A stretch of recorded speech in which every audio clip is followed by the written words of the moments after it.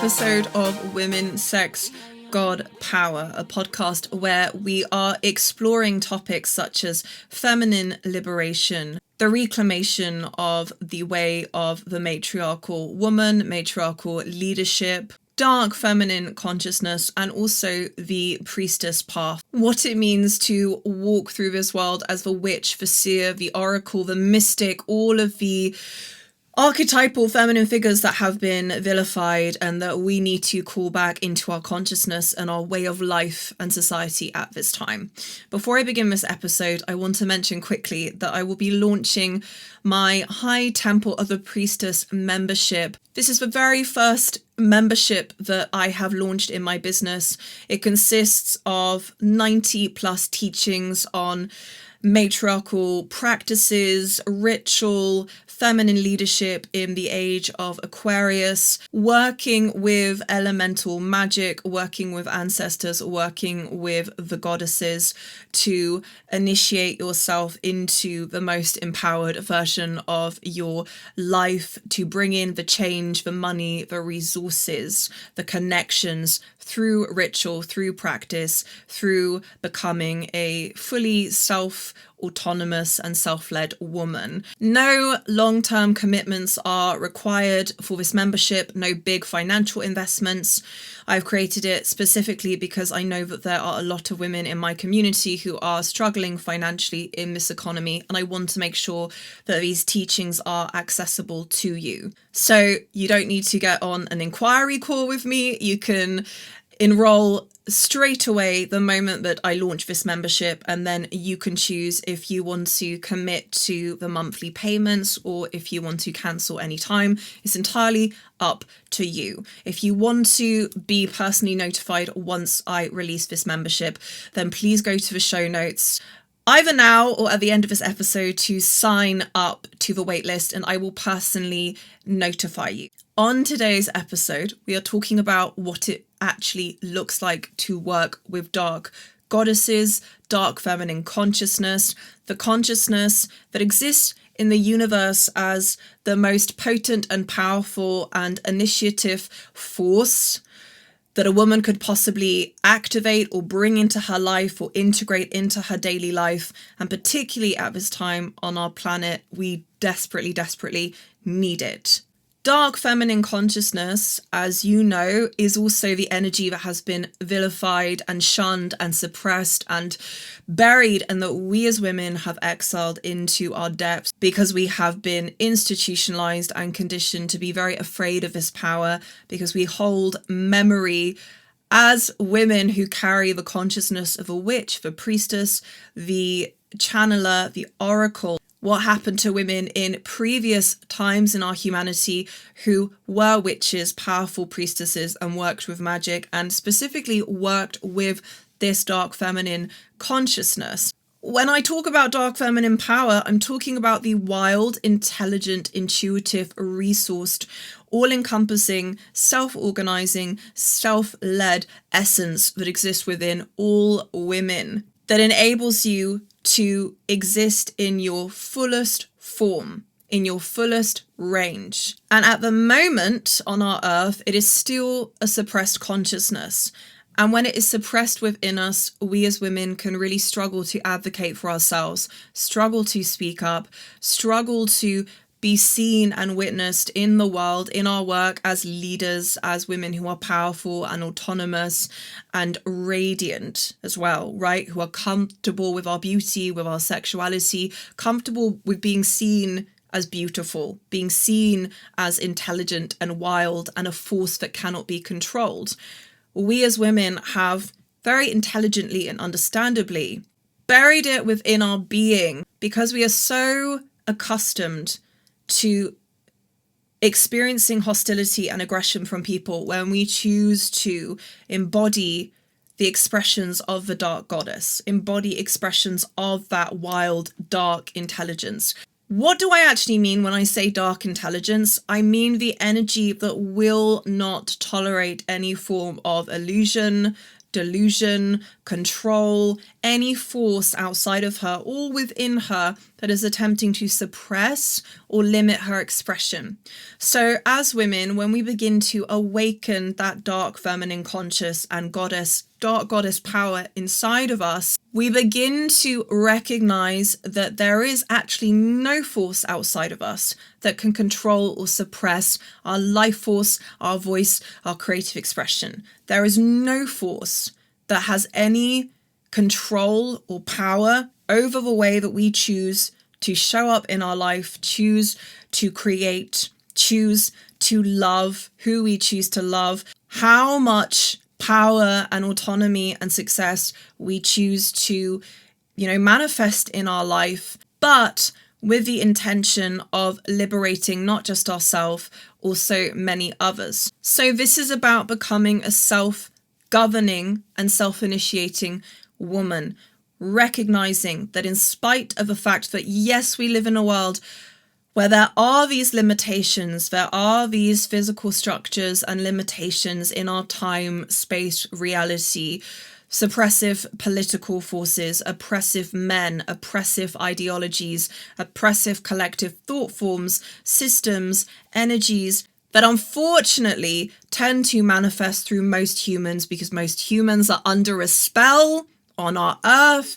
They are not conscious of how they are behaving. They're not conscious of the energies they are channeling and opening themselves up to, and how that is contributing to the oppression of other people, other women and men in their lives. So we need to recognize that, yes, we are existing in a landscape where those limitations and those oppressive forces are all around us. Why? Because so many people on this planet are not awake and not conscious of what energies and thought forms they are opening themselves up to. Which is why for women who are really the true leaders of the earth and who are innately more awake and more sensitive to their energetic environment, it is so important for you to recognize that in spite of these political systems, in spite of white supremacy, in spite of the agendas and programs that are being pushed at this time, when you awaken that intelligence, that wild, feminine, dark, wrathful, uncompromising, righteous rage, righteous feminine rage, when you awaken that within you, it is no longer possible for any force outside of you to control your essence, to control your consciousness, to take something from you, whether it's your energy, your attention, a part of your essence, your voice. It is not possible for any external force to intervene and take from you because you are too awake. And this is why we have so many tales that demonize the dark goddesses, whether we're talking about Lilith, Osiris, Hecate, Isis, Inanna, Ereshkigal, Kali.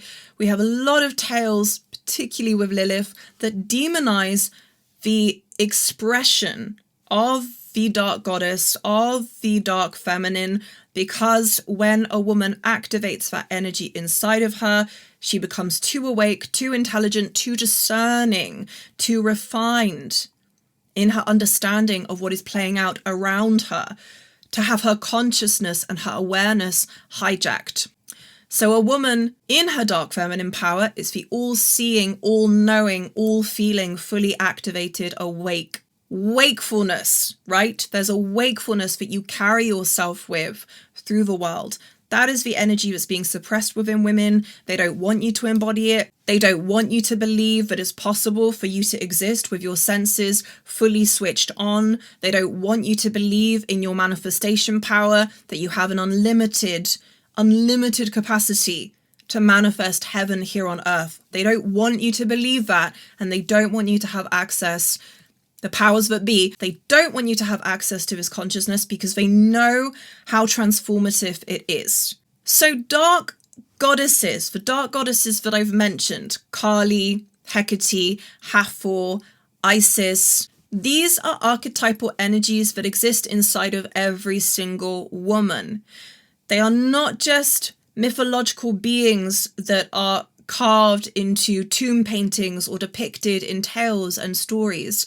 They are archetypal energies that exist inside of you, that are as much of a part of your experience, your essence, as any other facet of your personality. And when we begin to awaken the dark goddess within us, we are ushering in enormous change and transformation. So dark goddesses, what do they represent? They represent the death, resurrection, rebirth cycle. So when we're working with these energies, we're working with formidable transformation. And we don't get to choose what that transformation is going to look like in our life. When these energies come online within any woman, the woman who is waking up or is fully awake, who is now reclaiming the sight and the intuitive senses and the awareness and the understanding of her power that was hijacked. The process you go through, which if you're a woman who's already gone through enormous spiritual transformation, you will obviously be very familiar with this. The process that you go through is the complete eradication of any illusion, delusions, fantasies that you are holding on to that are not a fruitful, expansive part of your experience, that are limiting you in some form from coming into your wholeness. What is the entire human experience about? It's about being fragmented, disconnected, severed from that state of wholeness, and then your entire life's journey, hopefully, at least this is what I would wish for you, is to gradually come back into a state of wholeness, to reclaim that wholeness, to reclaim yourself as a woman or a man in your most integrated, your most wakeful, attentive form. The woman or the individual who is really seeing reality, seeing the story of her life, seeing herself clearly for who she is, in her power, in her limitation as well, rather than being hijacked by fantasy, by illusion, by the illusions that she is holding onto when it comes to the partner in her life, her family, her friends, the people in her life, the illusions and the fantasies that she's holding onto that are actually preventing her from manifesting her most exalted, empowered self. We as women have to be willing to relinquish and surrender those illusions, to let go of them in order to gain something better, in order to gain something more potent, more life-giving, more abundance yielding, more expansive. For this reason, working with dark goddesses or dark feminine energy is not a pretty experience. It's not an experience that you can just usher yourself into for a weekend retreat or 3-week retreat to Egypt or whatever it is that people are doing these days and go into lightly and then come out of and think that your life is going to be the same. It's not. We are working with a psychedelic consciousness. And if you've taken psychedelics, then you know that they are ruthless. They don't care about what you are ready to see or willing to see. All they care about is that you see the truth of your reality, the truth of who you are in this moment, and the absolute truth of your essence and who you are in your fullest form and your power and what will be required of you to get to that place. The initiations, the choices, the changes that you will have to make to align with the most whole and complete and expressed version of yourself.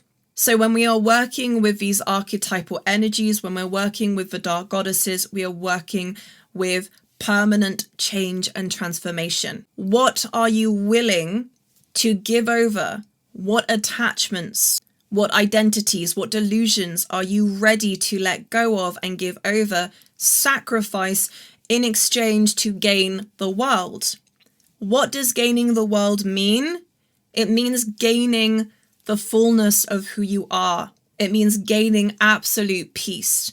It means gaining absolute autonomy and control over your life force, over the direction of your life path. It means gaining complete freedom from any oppressive force outside of you and also within you that is withholding you from becoming fully self-realized.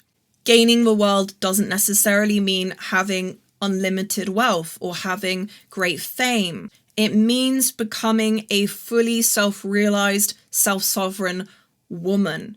And if you want that, if you want the kind of peace and the kind of inner prosperity that multimillionaires would pay to obtain, and that can only be obtained through initiation, through sacrificing, through giving over something within ourselves, an identity, an attachment, or maybe something outside of ourselves, a relationship, in exchange for the truest form of prosperity and abundance that we are actually here to experience.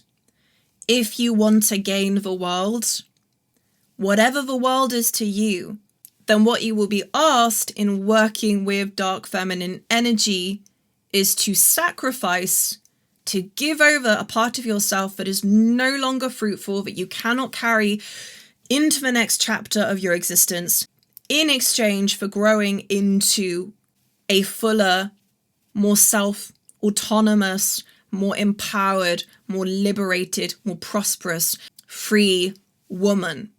In the context of working with dark feminine power, dark goddess energy, because we want to experience radical transformation in a certain area of our life, because we want to be brought closer to our dream, closer to the version of ourselves that has every material form of abundance we could imagine in this lifetime and more, in the process of being prepared to go through some form of transformation, make some sort of change, do something in our life that is going to require a tremendous amount of courage and honesty and radical responsibility and accountability.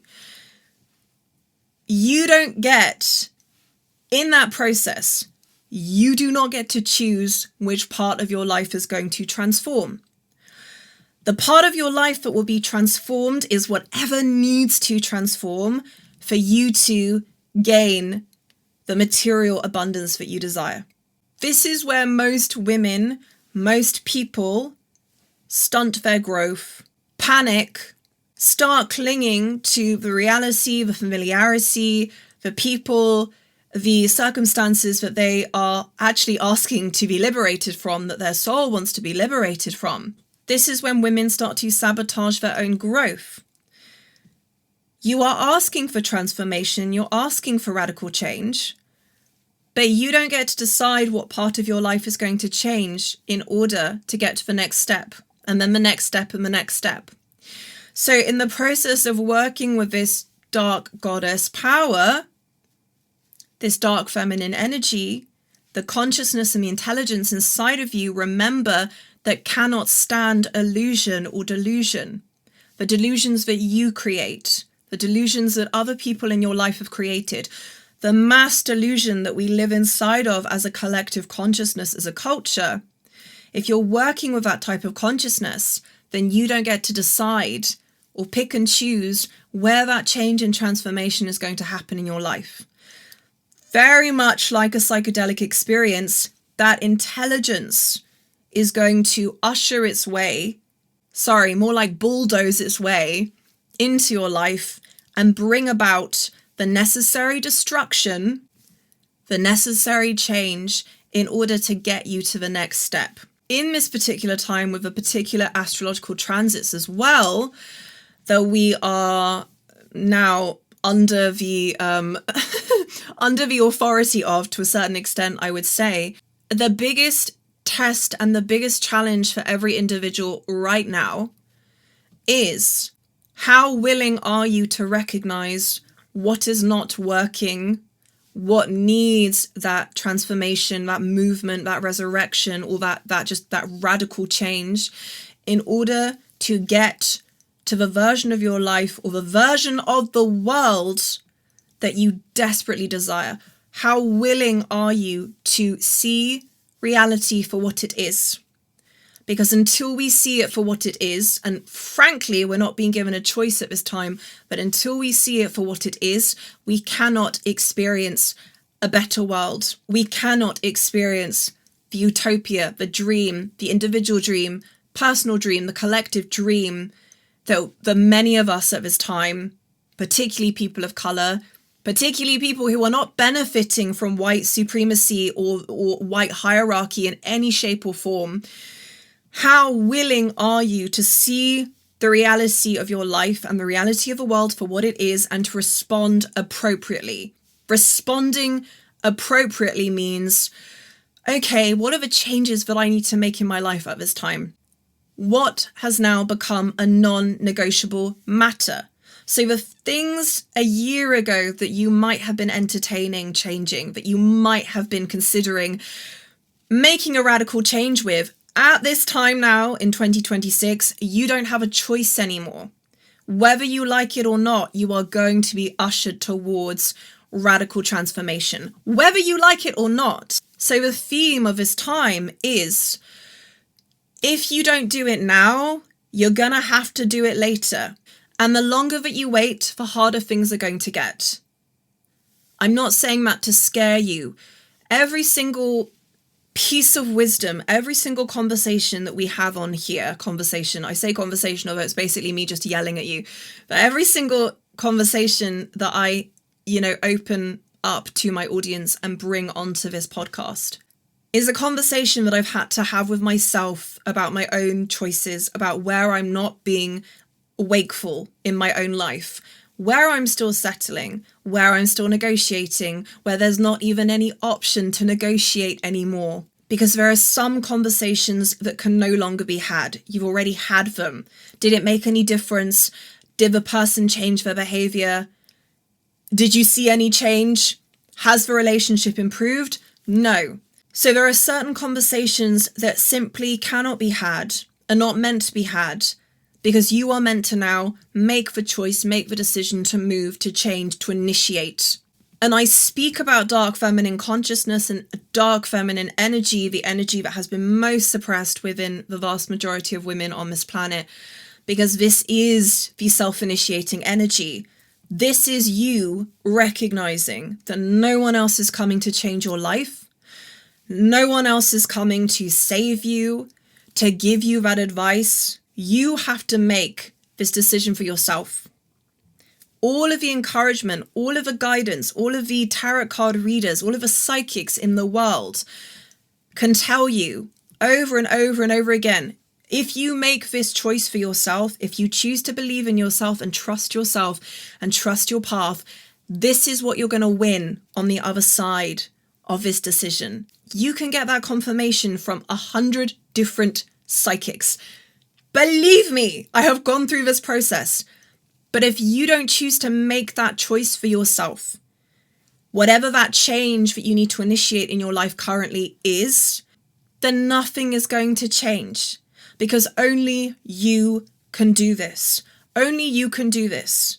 It has to begin with you making that choice. It has to begin with you becoming more wakeful, having the difficult conversation with yourself, becoming non-negotiable at this time. So no longer backtracking, no longer going back on your word. If you make a promise, if you make a vow to yourself, sticking to it. And coming back to what I said, this willingness when we are ushering in these archetypal energies that are encouraging change, encouraging transformation, this willingness to say, I am willing to give over, I am willing to sacrifice a part of my identity, my attachment to the way I thought my life should be, the dream that I once had, the way that I thought that dream was meant to turn out, the way that I thought my life was supposed to go. I am willing to give over what is now just an illusion, just a fantasy that I'm holding onto for my own comfort. I'm willing to sacrifice it in order to gain something that is so much better. And in that process, completely trusting the path, trusting how the path unfolds. Trusting that whatever signs, whatever steps, whatever intuitive insights or downloads you are given are the path that you are meant to follow. Again, when we are embodying this dark feminine consciousness, it's about responsiveness. It's a responsiveness to the guidance we are being given. Fully awake, self-aware, radically honest, radical accountability, non-negotiable responsibility, reclaiming autonomy and power over your life force, over the direction of your reality, not waiting for anybody else to come in and save you and give you that direction. It's fine if you need that direction, right? That is what women such as myself are here for. It's fine if you need that to be mirrored back at you, but ultimately you have to make that decision. So when we are choosing to work with specific dark goddess archetypes, there are many, many different forms of archetypal expression that we can work with, right? All of them, all of the dark goddesses are different expressions of the same feminine consciousness that is this all-encompassing, life-giving, but also destructive, absolutely destructive, terrifying force that comes online, that comes into being, that wakes up in individuals, that wakes up in the collective when it is time to move, when it is time to rebel, it's time to act, it's time to take to the streets, to protest, to put your foot down, to start fires, to start movements, to start petitions. It is a force that we have seen come online in the collective that wakes people up and gets them to act, to stop waiting for someone else to come along and save them, stop waiting for authority figures or influencers or celebrities or political figures to make changes, to say something in order for that change to occur. It's recognizing that we, as a small community, maybe as minorities, are so powerful in our decision to make those dramatic shifts and changes, to start rebelling against the powers that be, to recognize that the powers that be actually have very little power when we stop funding their corporations, when we stop buying from the corporations and the organizations, stop investing in these systems, these hierarchical oppressive systems that are contributing to our oppression, right? No longer being passive. That is what this dark feminine consciousness is the absolute opposite of passivity. It's absolute righteous, as I said earlier, righteous rage and wrath. And there are many different archetypal expressions of that. So one of the most obvious ones that has historically been cited as demonic or dangerous is Lilith. Lilith is an archetype who defied the word of God, defied Adam, who rebelled against God's word, who rejected Adam and exited the Garden of Eden, went down onto earth, procreated with demons. You know, we're talking about the ultimate act of defiance. And as I mentioned earlier, Lilith, all of these dark goddesses, expressions of the dark goddesses, are not archetypal energies that exist outside of you in the form of mythologies or stories written about in the Old Testament. You have Lilith as a goddess inside of you. If you're an astrologer, if you are into astrology, then you know that you have Lilith in your astrology chart, right? Something that you probably want to start working with every single day now. Like, look at your Lilith placement. Look at the sign that she's in. Look at the planet that is the ruler of your sign. How does Lilith want to express through you in your own life, in your creativity, in your rebellion, in the transformation that you need to make at this time? Where do you tend to be naive? Where do you tend to be too trusting, too lenient, too overgiving, too forgiving, right? The dark goddesses are not forgiving archetypes. Kali is not a forgiving archetype. Kali doesn't watch as a man comes into her life and lies to her and takes from her energy and gives nothing back in his arrogance, in his selfishness, his greed, his delusion, his denial, his misogyny, his primitive thinking of believing that women are objects or decorations or adornments that are here to serve him, to sit at his side as pretty little silent submissive figures. Kali doesn't let any man get near her to begin with who operates from this dense primal state of consciousness. Kali rips off his head and cuts out his tongue and feasts on his eyeballs and then hangs his head in her temple alongside all the other heads of men that she has severed in response to this arrogance and this disrespect and this delusion, this delusional, absurd thinking that women are here to submit to men. Women who is the bringer of life, women who brings man into the world, who births men into the world, is an entity that is here to submit to the rule of men. So when you're working with these archetypes, start thinking like them. How would Kali respond? How would Lilith respond? They would laugh. They would laugh in the face of any man who entered into their dominion with the arrogance and the assumption that he gets to have free access to their energy, to their presence, that he doesn't have to go through any form of ego annihilation and brutal initiation in order to earn the right to sit at the feet, of such a woman, not to stand by her side. I'm being very specific with my wording here, but to sit, to earn the right to sit at her feet. These are the archetypal energies that you are here to claim back, to call into your awareness, and then ask yourself, if I was existing as Lilith, as Isis, as Hathor, as Inanna, as Ereshkigal, as Hecate, as Kali, how would I respond in this moment? Would I respond with passivity? Would I respond with lenience and forgiveness? Would I allow this person to come into my life? Would I allow these systems to perpetuate the same cycles of violence towards women and men of color, to minorities, to immigrants, if I was embodying this dark goddess archetype?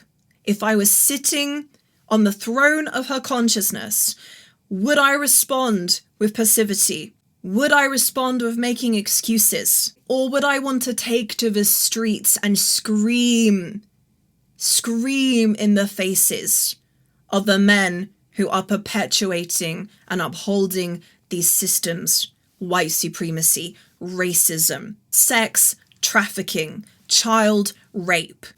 If I was allowing that archetype to express through me in her fullest form, how would I respond differently? How would I respond to the people in my own life? How would I respond to these systems and foundations of oppressive, hierarchical, colonial, archaic energies that are doing their absolute utmost to keep women and men sedated, to keep women and men suppressed, but particularly to keep women believing that they don't have an alternative way to exist, that they don't have options, they don't have choices, and they need to keep relying on abusive men, oppressive structures, in order to have any form of safety or freedom or self-expression or autonomy in their life.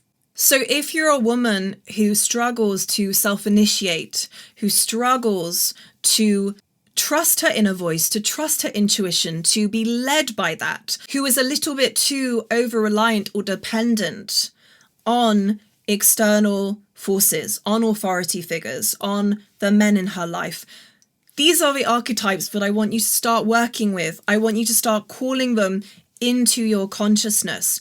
Obviously not all at once. Pick the one that is calling to you and bring her into your awareness. Ask yourself, if I was embodying this archetype, how would I respond differently to this situation? What would change? If I was moving from the energy of this dark goddess, how would I live differently? That is the question that I want you to ask yourself, probably for the rest of this year, because my goddess, do we need it? I'm going to end this episode here because That is a lot of stuff that I've thrown at you today for you to take in.